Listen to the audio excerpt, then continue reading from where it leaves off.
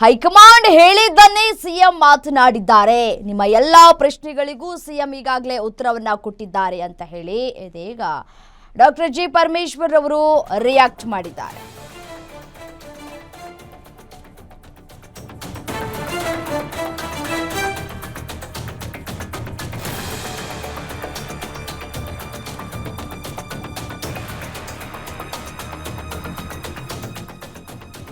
ನೋಡಿ, high command ಹೇಳಿದ್ದನ್ನೇ CM ಮಾತನಾಡಿದ್ದಾರೆ. ನಿಮ್ಮ ಎಲ್ಲಾ ಪ್ರಶ್ನೆಗಳಿಗೂ ಸಿಎಂ ಉತ್ತರವನ್ನ ಕೊಟ್ಟಿದ್ದಾರೆ ಅಂತ ರಿಯಾಕ್ಟ್ ಮಾಡಿದ್ದಾರೆ. ಏನು ಹೇಳಬೇಕಿತ್ತೋ ಅದನ್ನೆಲ್ಲ ಸಿಎಂ ಹೇಳಿದ್ದಾರೆ. ಸಿಎಂ ಹೇಳಿದ್ಮೇಲೆ ನಾನು ಮಾತನಾಡೋದು ಏನಿದೆ, ಸರಿಯಲ್ಲ.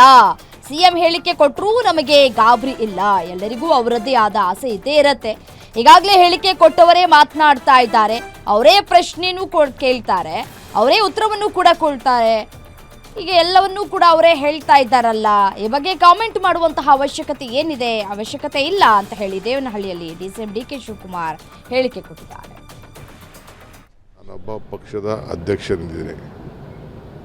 ಪಾರ್ಟಿಯವರು ಏನು ಹೇಳಿದ್ದಾರೋ ಅನ್ನೋದನ್ನು ಈಗಾಗಲೇ ಮುಖ್ಯಮಂತ್ರಿಗಳೇ ಉಲ್ಲೇಖ ಮಾಡಿದ್ದಾರೆ. ನಾನು ನೆನ್ನೆ ಟಿ ವಿಲಿ ನೋಡಿದೆ. ನೆನ್ನೆ ಸ್ವಲ್ಪ ಬ್ಯುಸಿ ಇದ್ದೆ ಆದರೂ ನೋಡಿದೆ ನಾನು. ಅವ್ರು ಹೇಳಿ ಚೀಫ್ ಮಿನಿಸ್ಟ್ರು ಈಗಾಗಲೇ ಅವ್ರು ಏನು ಹೇಳಬೇಕು ಎಲ್ಲ ನಿಮ್ಮ ಪ್ರಶ್ನೆಗಳಿಗೆಲ್ಲ ಅವರೇ ಉತ್ತರ ಕೊಟ್ಟಿದ್ದಾರೆ.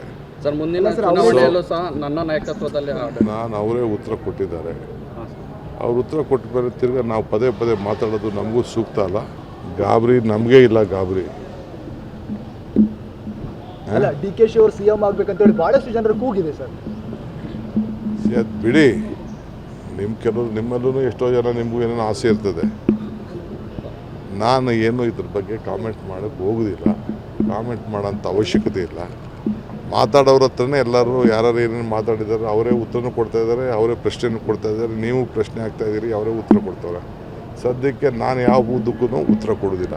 ನಾನೊಬ್ಬ ಪಕ್ಷದ ಅಧ್ಯಕ್ಷನಿದ್ದೀನಿ.